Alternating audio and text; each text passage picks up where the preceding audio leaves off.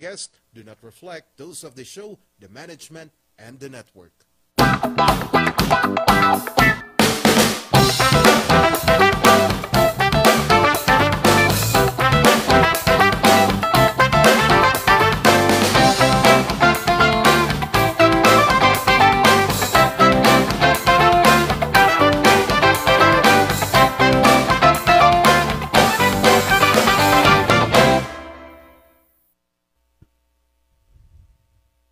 Hello mga kaifontok, gawis ay agaw. Naimbag nga aldaw, magandang araw, magandang buhay, good afternoon, good morning, good evening po sa lahat ng mga nanonood ng iFontok. And of course, napakasayang Wednesday na naman no, ang ating episode ngayon. Kasi ang guest natin, masayahing tao. Ayan, di ba? But anyway, bago tayo pumunta sa ating guest, of course, marami na naman tayong mapag-uusapan ngayon. Buhay ng ating guest and of course, mga nakaka-inspire na testimonies and marami pang iba. And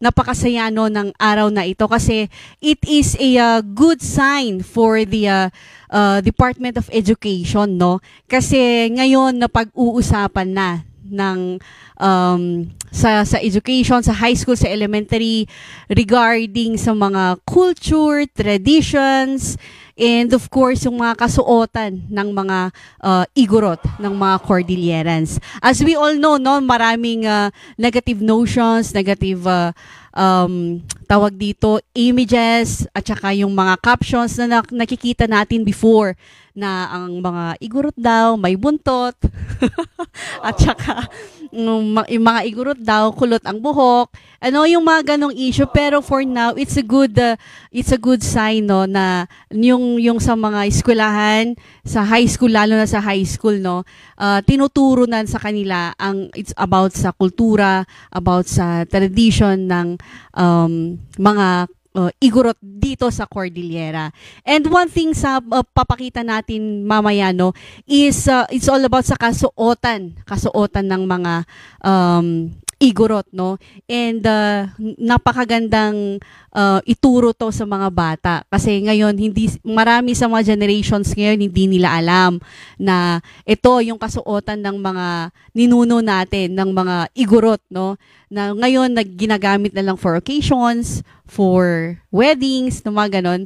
But anyway, it's a good, sabi ko kanina, it's a good sign kasi credit sa Lepanto National High School, no, tinuturo sa kanila kung ano ba ang tinatawag nilang inabal. Ayan. So, panoorin natin ito.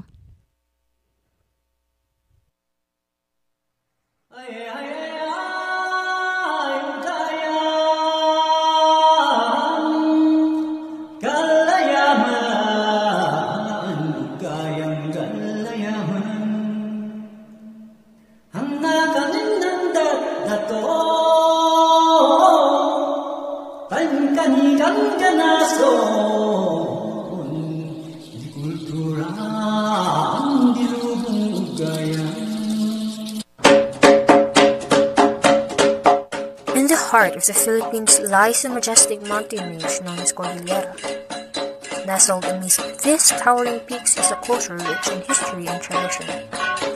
Today, we delve into the world of the Cordilleran people and their exquisite art form known as inabal.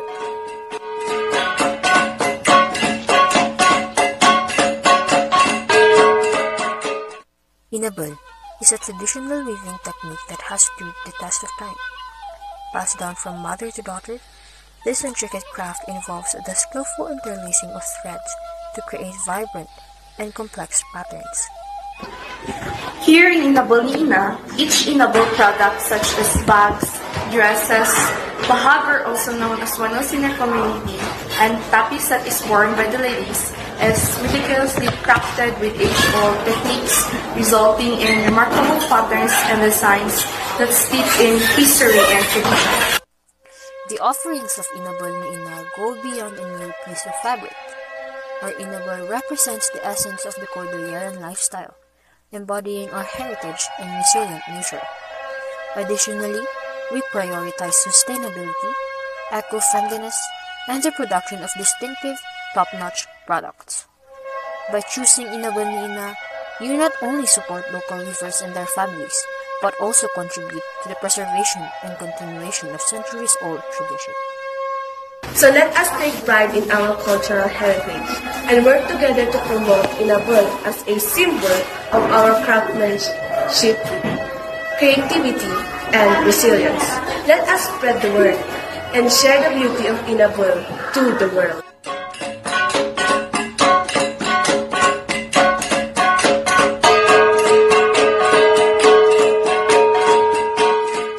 So come and immerse yourself in the timeless elegance of Inabal. Let it be a reminder of the beauty and resilience of Cordilleran nature. Experience the vibrant tapestry that weaves together our past, present, and future. Inabal ni Ina, a cultural masterpiece, connecting generations through art of living.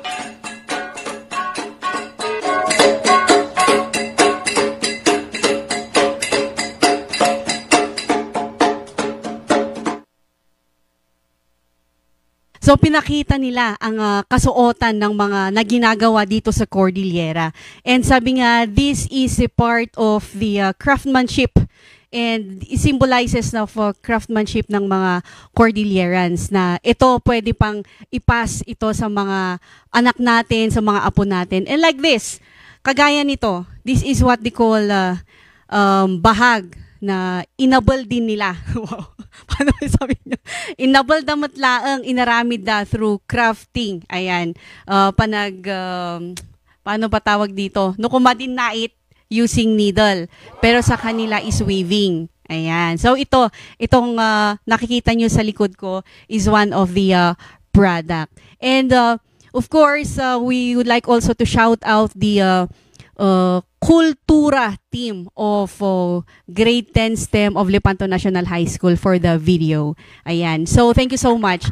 And of course, pag kanina narinig natin yung ugayam. Ano ho ba ang ugayam? Ugayam!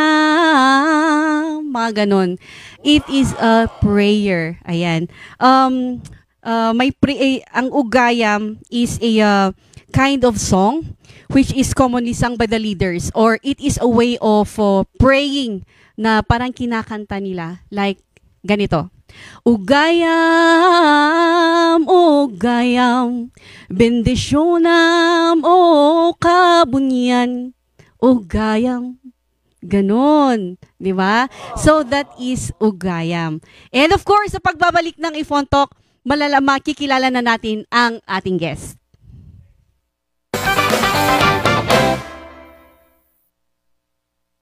Alamin ang inyong mga karapatan.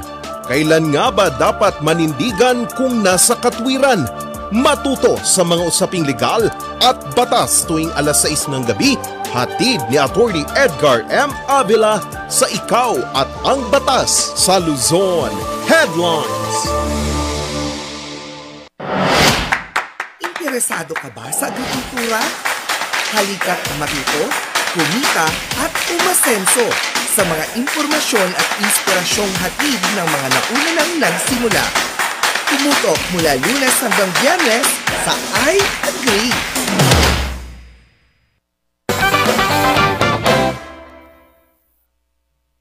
Alright, welcome back sa Ifontok. Mag-uugayan pa yata ako.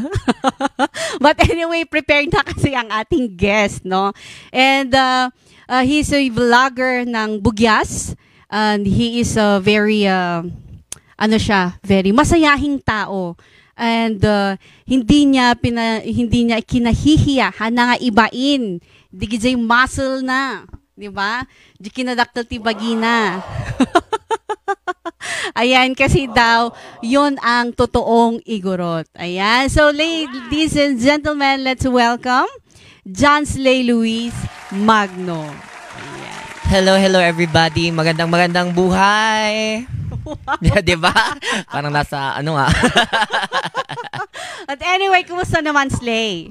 Mabuti naman po. Wow, parang sobra. Diba? Parang ang bait-bait. Grabe, bumait na kasi ako dun sa introduction mo. Grabe naman kasi. Grabing papuri ba? Wow. Wala bang pumupuri sa'yo ng ganon? Marami-rami, pero kakaunti lang yung live. Ayan, but anyway, si Slay is nanggaling pa ng Bugyas, no? He is very proud na he is taga Bugyas. Ayan, 'di ba? Pakita nga natin yung muscle. Nalipit na yung jacket ko. Oh, wow. Ayan, shoutout naman sa mga taga Bugyas. Ayan. And marami tayong pag-uusapan sa kanya, no?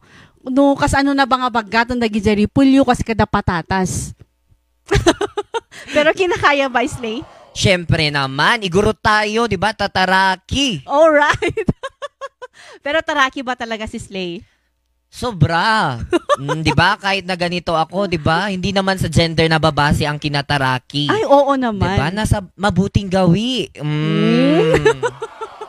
Ay, O, diba? totoo sa? Tutuwa di.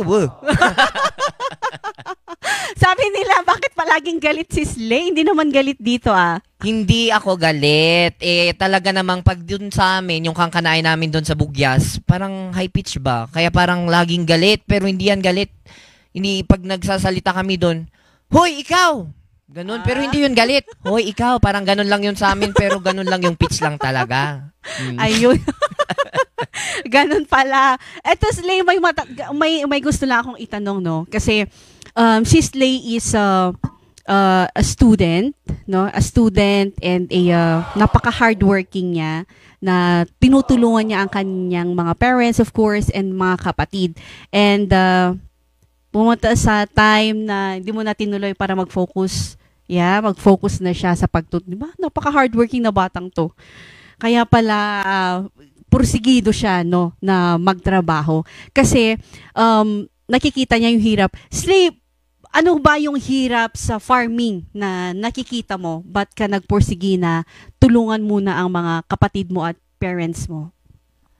Bilang isang anak ng mga magsasaka, hindi ko maiiwasan yung mga panahon na pag nag-iisa ako, naiisip ko yung mga magulang ko na halos magkandara pa sila sa pagtatrabaho sa farm. Mm-hmm. And ako naman bilang anak, na parang nahahabag ba yung loob ko at parang naaawa ako sa kanila. Yung sa edad na nila ngayon, tumatanda na sila. Oo. Gusto ko naman na habang kaya ko pa na tumulong sa kanila, gusto ko munang tumulong kasi may mga nakakabata pa akong kapatid.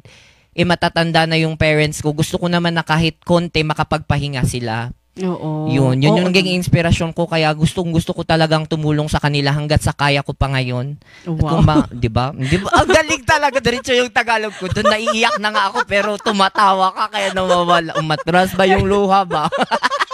Pero in fairness na parang hindi taga-Bugyas daw ang Slay. Di ba? Syempre naman, nag-aaral ako dati. Oo. Saan ba pinunta yung pinag-aralan mo pag hindi ka marunong mag-Tagalog? Oo naman, di ba? And, di ba? So, si Slay hindi lang sa, known siya as a hardworking man, no? And, hindi lang siya nagfo-focus. Kasi known ang Igorot sa pagiging hardworking, no? Kaya nilang i-sacrifice.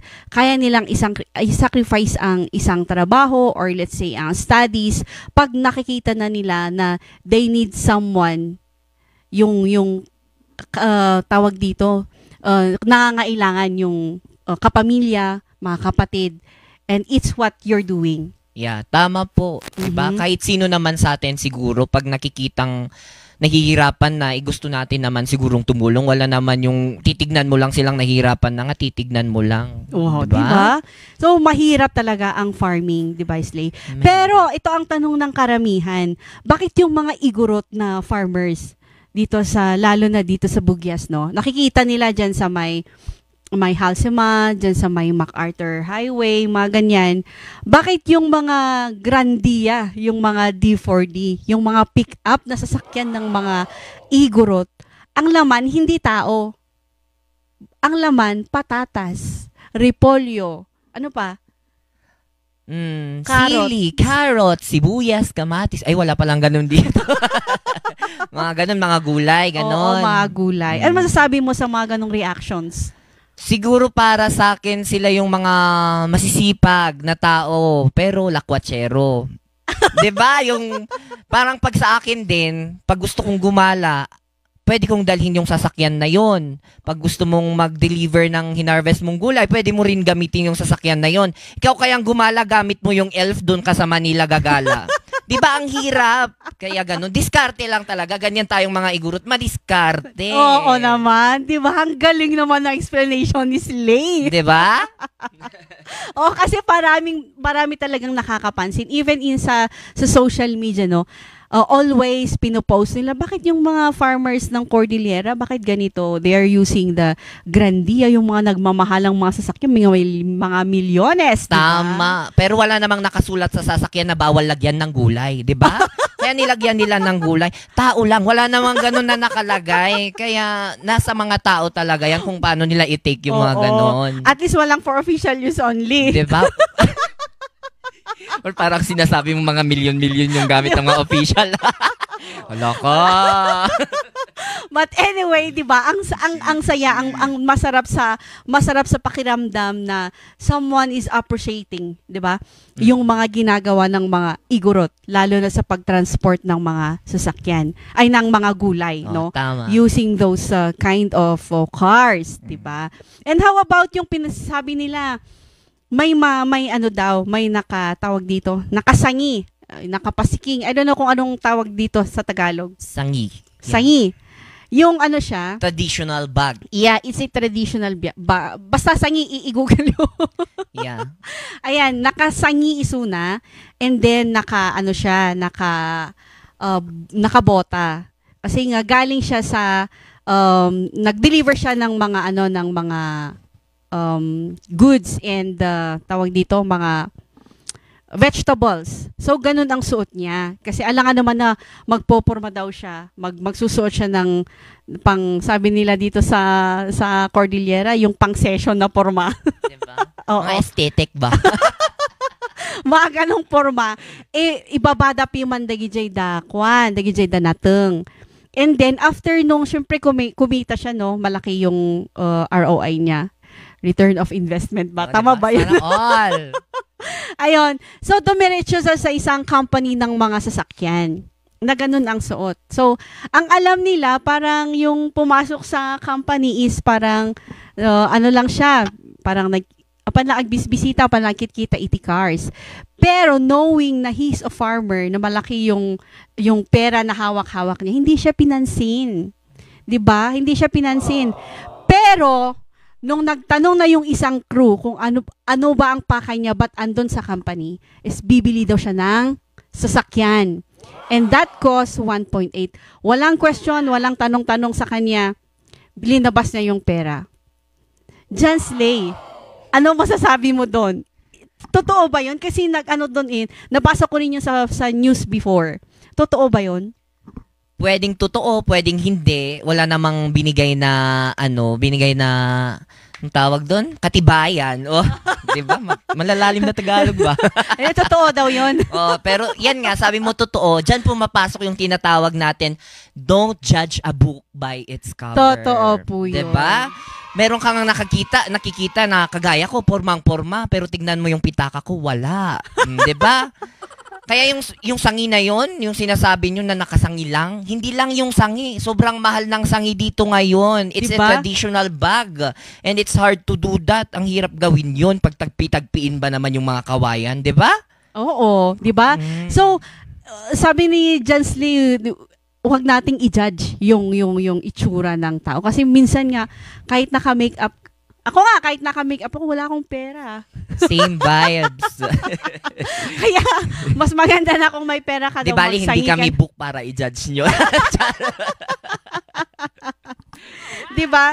So, di ba, ang napakaganda yung mga ganong testimonies, no, na naririnig natin. And it's one thing also, no, para malaman ng lahat na maganda siyang values kasi napaka-humble naman ng, sobra. Diba? Yun naman napaka-humble naman ng isang tao na ganun, na wala siyang pakialam sa ganong klaseng pananamit, pero maganda yung yung intention niya para pumasok sa isang ganong company. And of course, yung mga vegetables natin ngayon, it's a big issue, no, Slay?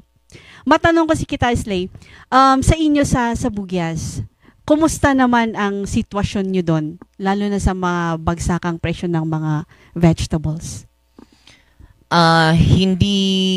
Hindi naman masyadong mabuti. Hindi rin masyadong grabe.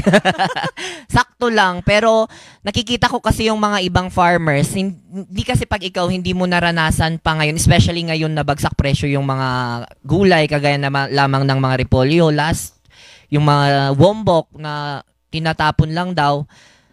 Sabi ko naman, nakakaawa talaga tignan. Naranasan din namin noon yung nagtapon ng mga gulay kasi hindi nabenta at ginawang fertilizer na lang para sa susunod na pananim. Kaya yun, masasabi ko lang, sana bigyan ng pansin yung mga ganun kasi nakakaawa. Pero at least naman ngayon, nakakakain pa rin kami kasi meron at merong gulay. 'Di ba sabi nga nila doon sa once na pinost ko na nagtapon kami ng gulay, nagchap-chap kami ng repolyo, sabi nila, ba't di nyo kainin? Try nyo kumain ng 1 hektaryang repolyo. Tingnan natin kung hindi kayo mag-uumay, ha? Pag i-donate din, doon kayo sa amin, bundok yun, taasin nyo, bababa kayo. Di ba? Ganon. Yun yung mga sitwasyon na hindi kasi alam. Hindi nila naintindihan.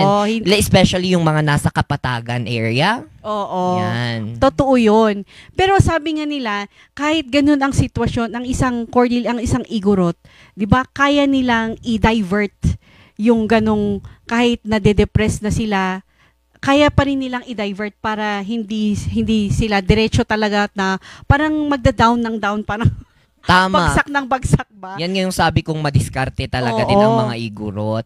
Kasi kahit na ano yun? Na bankrupt sila, kayang-kaya nilang gumawa ng remedyo, paraan upang makaipon ulit ng pamuhunan para sa bago nilang pananim. Grabe talaga. Ang hirap Tiritir-dila kay Jay Basit. But anyway, may mga viewers naman tayo, mga kankanay. Karamihan is mga taga-Cordilleran talaga ang viewers. So it's okay. Uray no ag Ilocano ag kankanay. Pero pasample naman, Slay, sa mga kankanay na salita nyo. Ay, mga kankanay na salita. Para maniwala sila na you are really from Bugyas. Ay, ayo, adyan na in maaliak. Abos na, jak, amo na siya gap-gapoy, patong gamiin maayag na ya. I don't know kung naintindihan ng mga ibang viewers, pero baka tayo lang siguro nagkakaintindihan dito. At di mabali na ayagan yun, soon pa lang ay Ganun talaga, kasi talaga ti ayog. Yeah. Anong part ng Bugyas yun, Slay? Buyakawan. Hindi, halos lahat kami doon magkakapareho.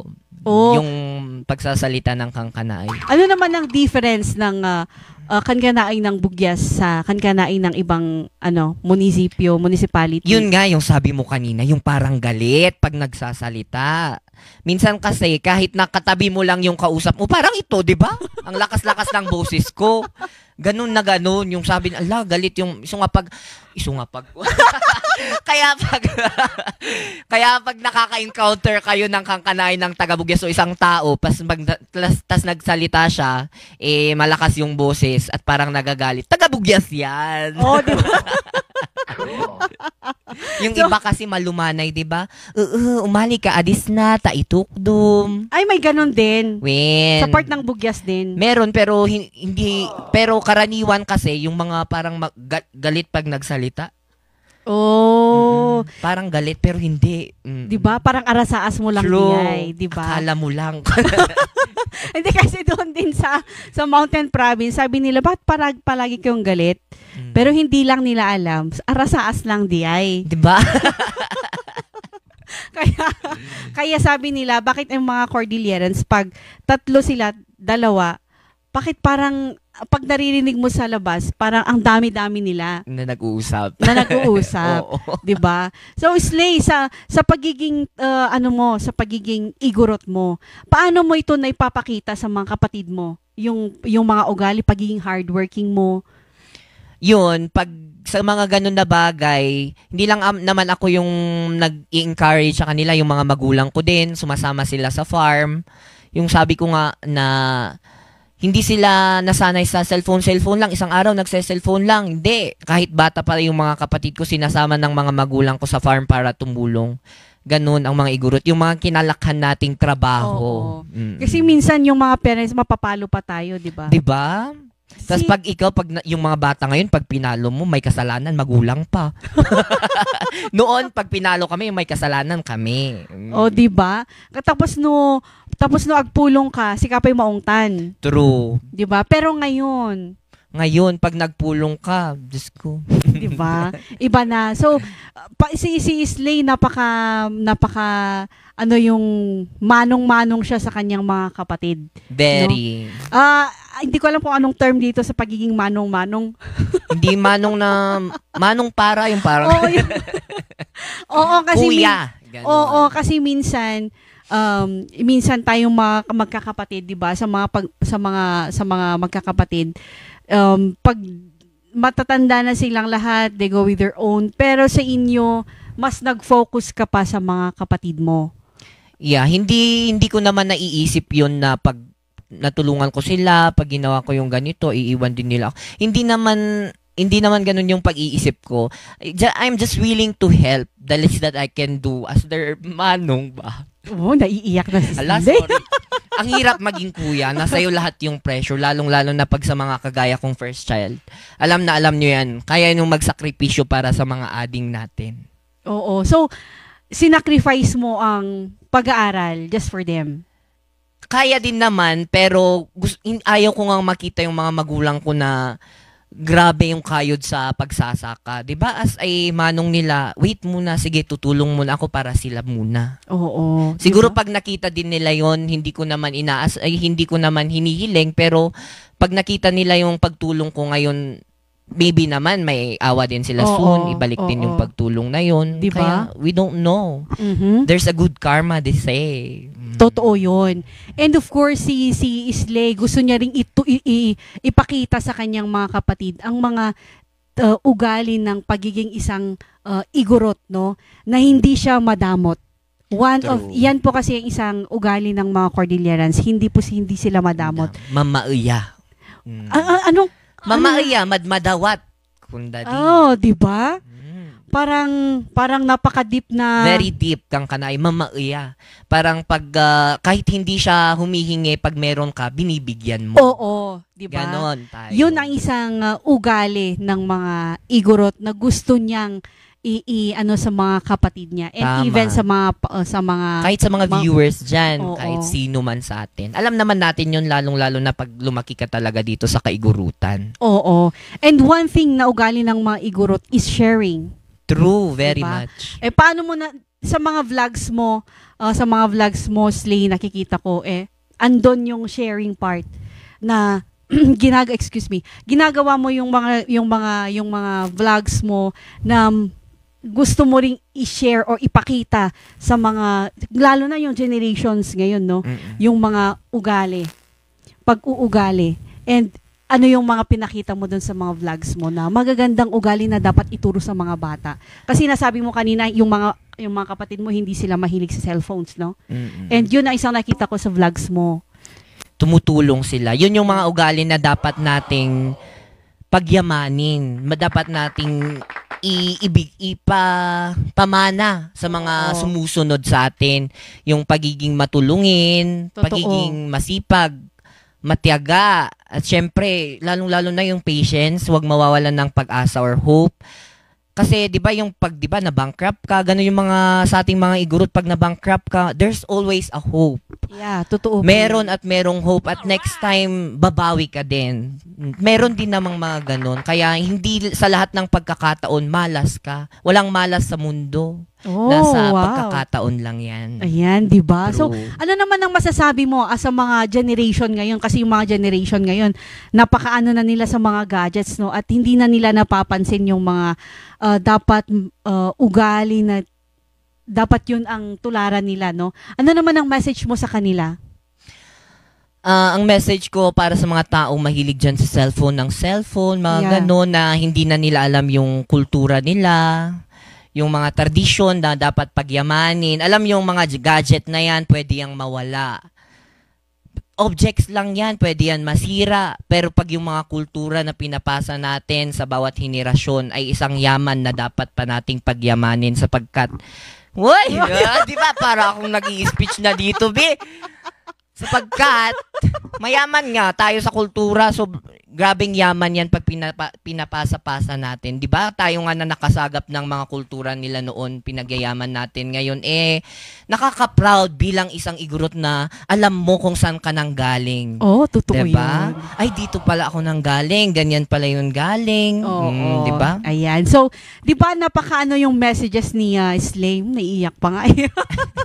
Very heartfelt. Oh, 'di ba? Kasi at least hindi siya talagang galing sa puso yung mga sinasabi niya. And of course, marami pa tayong pag-uusapan sa pagbabalik ng Ifon Talk.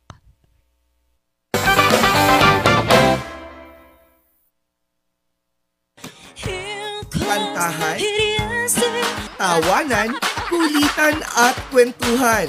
Simulan ang inyong umaga sa mga trending na balita, impormasyon at entertainment kasama ang barkada ng Morning Balitaktakan.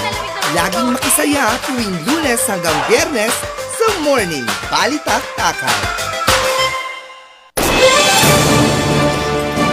Napapanahong mga isyu, iba't ibang insidente at mga mainit na kaganapan sa Northern Luzon. Tumuto at makibalita Lunes hanggang Biyernes sa Luzon Headlines.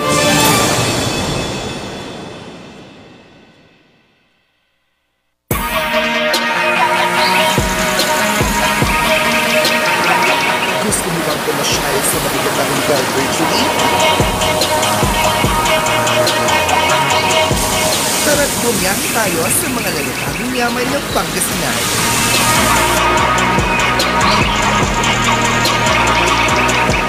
Abangan yan tuwing Biyernes sa Ganda Mo, Pangasinan.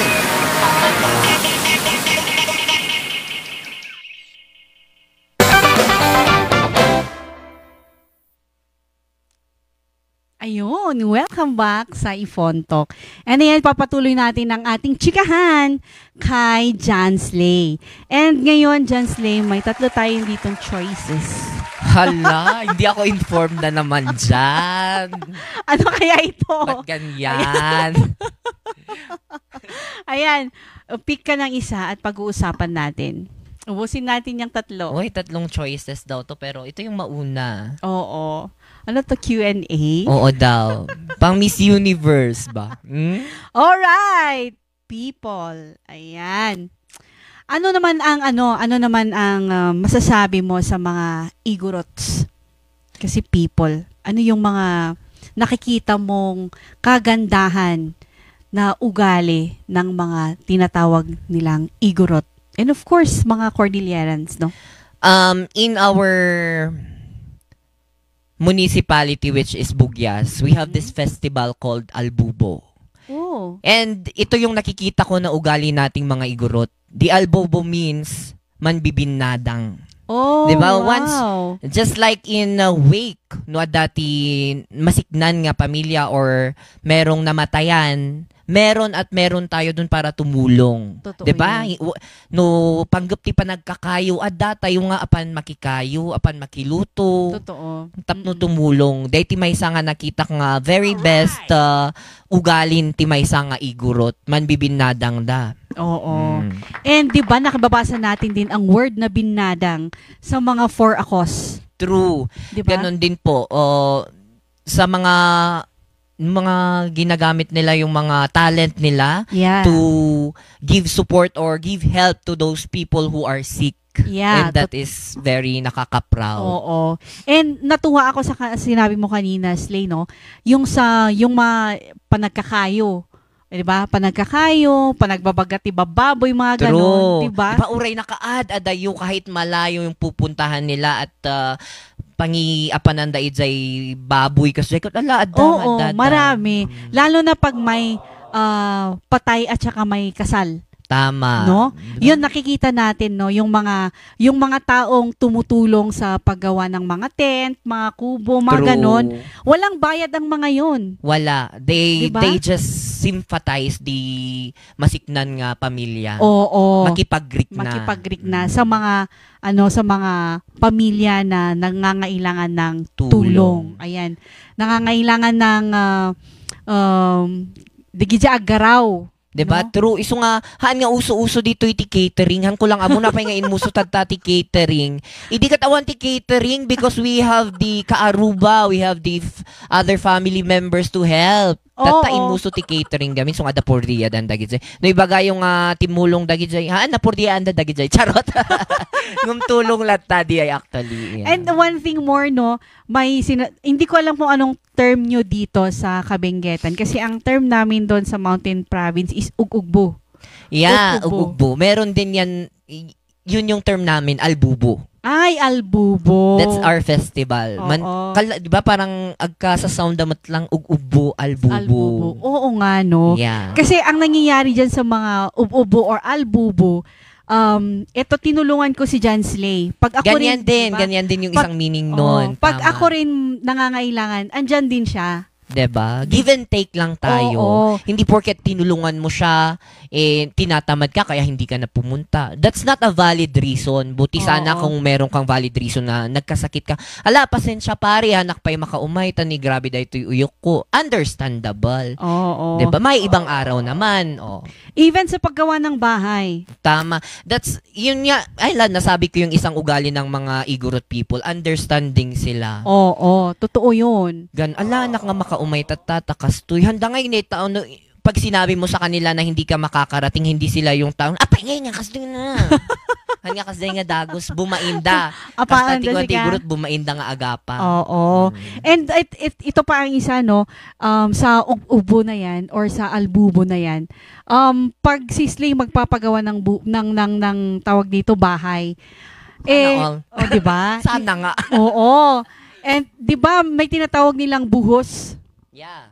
Buhusan the DJ slab or yung first floor or yung mga yung mga floorings. Yeah. Ito maraming tao ang tutulong. Tama. And it is part of ubo or albubo. Hindi yun mababayaran, wala silang bayad. Basta tutulong lang. Parang ka lang mangandag, merienda lang. Bayanihan. Tama. In Tagalog. That's bayanihan. So, di ba, napakaganda ng binadang or Tama. let's say albubo or that is not practiced ububo. only here in our region, but also the whole Philippines. Yung bayanihan. Kasi ugali na yun ng Pilipino. Ayan, di ba?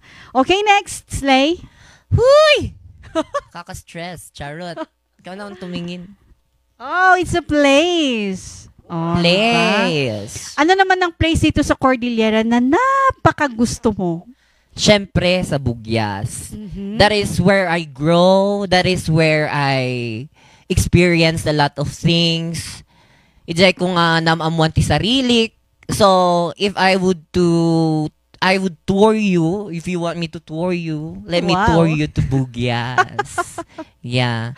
Bugyas, kadandi mabubukag ay patatas, tandin layad mi isdi at manlup-lup-yas. Wow! In Tagalog? Ang hirap naman itagal, Bugyas. It is where, Tagalog daw. Bugyas, tahanan ng mga patatas. Ay, ang hirap. Hindi, walang Tagalog yun. Sige, ulitin mo na lang sa Bugyas, Bugyas. Kada hindi nabubukag ay patatas, dilayad mi isdi at manlup-lup-yas. Yung pagmamahal namin sa Bugyas ay sobra-sobra. Di ba? Mapagmahal ang mga taga-Bugyas. Yun na Tagalog ko. Diyos ko, ang hirap na. Ano naman ang kagandahan ng Bugyas aside from they are rich in vegetables? How about yung mga ugali ng mga taga-Bugyas? Hindi ba the same lang dun sa sinabi ko kanina? Ugali ng mga people, mga tao. Halos naman lahat sa atin. Pero dun sa amin, wala na akong ibang maisip. Aside from the people, they are always smiling. Wow, kaya pala masayahing tao si If I were to say na merong land of smile dito sa Cordillera, it is Bugyas. Wow. Proud na proud, di ba? Kahit dagdagan na natin, Land of Love. Tama ba yun? Land of Love and Smiles. Gumawa pa kami ng mukhang madidimanda tayo dito. May pangalan na yung Ito last. Ito last. Last but not the least. Ikaw na, magbasa. Ay, ako na. Animal. Charot. Culture. Ayan. Culture. One of the culture of the Cordillerans na kailangan nating ituro, no, sa mga generations to generations, sa mga bata, na ito napaka-importante.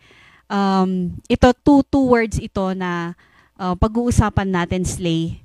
Ang una is about inayan. Oh, wow. 'Di ba? Ang inayan, kaya paulit-ulit namin din sinasabi dito sa Ifon Talk ang word na inayan kasi ito dapat ang kailangan nating ituro.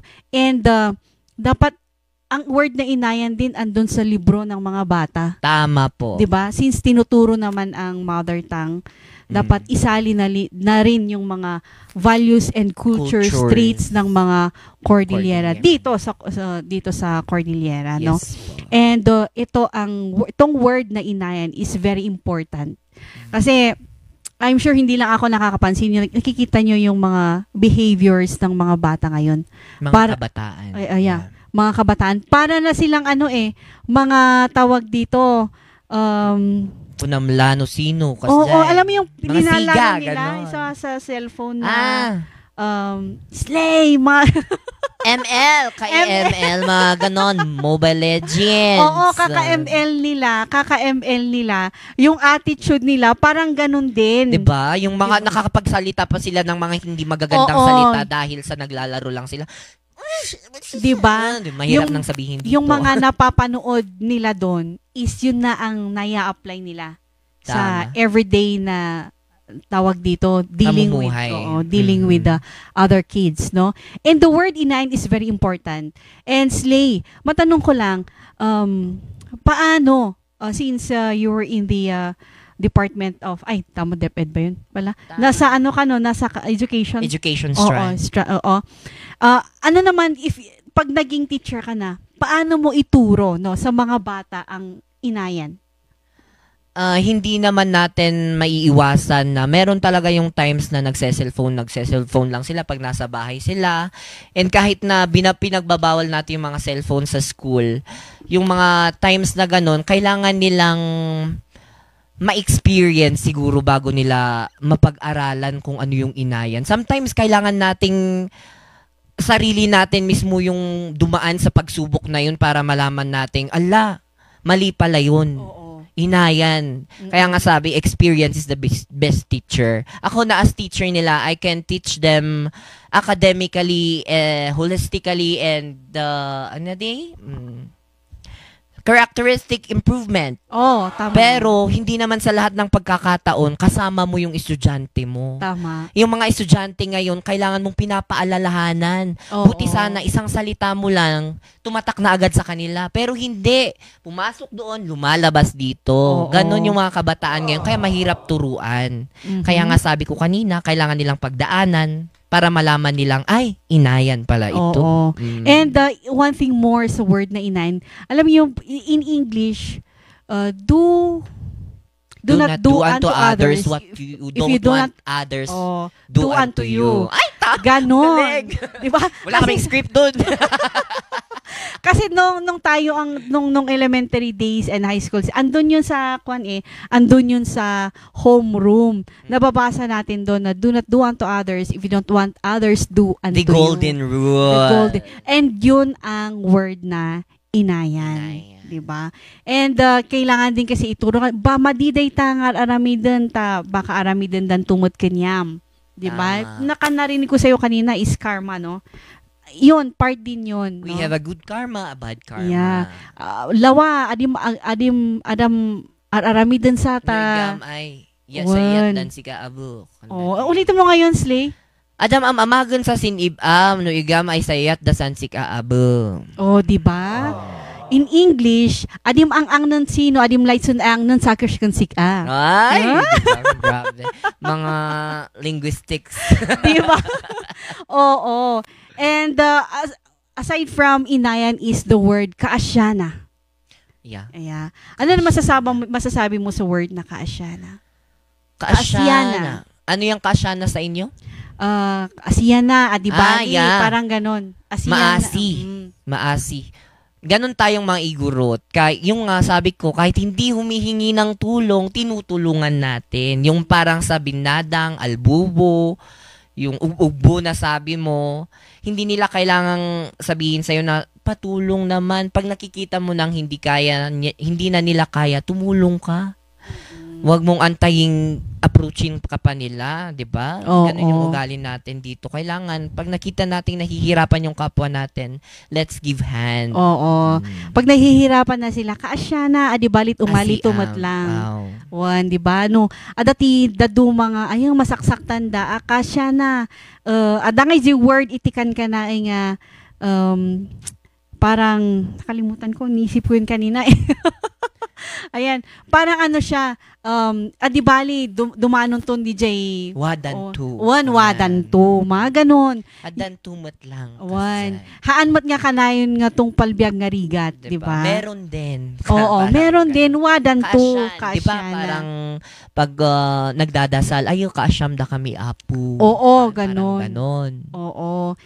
Tas meron din akong isang na-discover na isang culture na actually hindi pa to nare-research siguro pero halos naririnig ko araw-araw dun sa amin yung isukapay. You know, isukapay or isukapay. Ayo, kunadapi man no naibul lang din may isang butil lang ti rice or isang isang butil lang ng rice kat piditom tan ayo. Totoo yan. Parang magfo-fall yata yan sa inayan. Adi inayan ito numan apos inapuy mait. Diba? Yun, naririnig natin yan sa mga lolo at lola natin. Inayan ayo. Narigat, sayang. Oo. Ayo, inayan, sayang. Kanayong kumanman nga sa halos everyday, di ba? Dati pang dungan, ayo sayang adi ko na. Oo. Dagi tati kanayan nga isuro tayo ti ubing. Tama. Oo. Kasi minsan yung mga bata, hindi pa nila alam Hindi pa nila alam, basta importante no inted mo di ka sa pulandahan. Dan nga, malipatan dan DJ, lingat, banog, no, apay nga na ikan tayo isuda iti kwarta or cellphone, di ba? Kaya minsan, nagkakaroon ng angat sa inyo, di ba? Tama. Man ang angat datan na adi ka gamin dumdum nga. 'Di ba? Yun ang mga naririnig natin sa mga kankanaay. And of course, marami pa tayong pag-uusapan no na these coming episodes, marami pa yung mga kultura, traditions na dapat natin ituro no sa mga bata. And at least yung napakita natin kanina sa screen no na inable. Yon ang paulit-ulit din na gusto nating ipakita no sa lahat ng mga followers, lahat ng mga nanonood na ito po is one of the symbols of pagiging craftsmanship ng mga Cordillerans. And marami din tayong nakikita hindi lang dito sa Cordillerans, hindi lang ginagawa ng mga igurot yan, no? Even sa mga ibang tribes din, meron din silang ganyan. So, marami pa. And of course, Jansly, ano naman ang message mo sa mga nanunood, sa mga makakapanood pa dito sa show natin na to? To sum up all, wow! English manandi. Yun nga sabi ko, ang kultura natin, mga ugaling magaganda, dapat nating pagyamanin kasi yan yung mga yaman na minana natin sa ating mga ninuno na kailanman ay magiging yaman. Kaya kailangan pa nating pagyamanin ng pagyamanin. 'Di ba? Mahalin at mahalin. Kaya sa mga nanunood diyan, lahat ng pagsubok kakayanin natin. Kaya just smile because that is life. Wow. Diba? Tatakslay ba yun? Tatakslay. That is life. Talaga totoo na yata no yung Bugyas is a place of smile. And Bugyas is a place of love. Parang may baka agapos na mabagi dan am amin Bugyas na tan. Diba? No. Philippines is the house of smile and love. Alright. So, diba? And of course, Bugyas is a land of patatas. Ala, nalinglingak mabubukag ay patatas. Di ba? Pero ang Bugyas talagang patatas ba lang ang marami doon? Marami. Karamihan patatas. Yung kasi yung mas nag-grow doon. And mas lumalaki ng mga halos mga Malalaki pa sa mga ganito. 'Di ba? And ang patatas kasi hindi siya hindi pa siya hindi pa bumabagsak yung price. Hindi pa. Oo, kasi pwede mo siyang store. Pwede siyang store. Oo, hindi halos bumababa yun sa basura, hindi naging basura yun kasi pwede mo pang gawing similya na pwede mong itanim ulit. Ay, kasi similya may tutubong saringit. Ah, okay. Na potatoes, tubo nga saringit. Kahit malaki na yung... Yeah, yung parang ganito, pag ito yung patatas, saringit da ito kastoy. Then you can plant it again. Ah, see? Agtubo manan. Agtubo manan. No nababa manan, arami da manan nga si Milya, di ba? Oh, di ba? Kaya pala ang patatas hindi bumababa yung price. Not like repolyo. Repolyo ang grabe, no? Grabe yung mga leaves na gulay. Kasi nga sila yung bumabagsak. Oo. Sana nga pag-pray natin na ito masolusyonan. Tama. Sobra yun po yung tanging hiling ng mga taga Cordillera, yung mga product natin. Number 1 product and tayo yung number 1 producer. Totoo. And tayo yung backbone of the economy na sinasabi. Diyos ko, kung backbone kami at kami ang nagpapatayo sa economy, bakit kami bumabagsak? Bakit? And anyway, 'di ba? Marami tayong natutunan kay Slay, pagiging hardworking niya, pagiging kuya niya sa mga kapatid niya, no? Hindi lang siya as kapatid pero tinitingala siya ng mga adings niya, no? So maraming salamat ho sa panunood ng Ifon Talk. No, sa mga manunood pa, pagpatuloy niyo lang ho sa pagsuporta. And of course, follow, share, and subscribe na din sa ating Ifon Talk. And once again, maraming salamat sa palagi pong andyan, no? Sa pag-support din sa Regional News Group Luzon. Okay, so, thank you so much and God bless.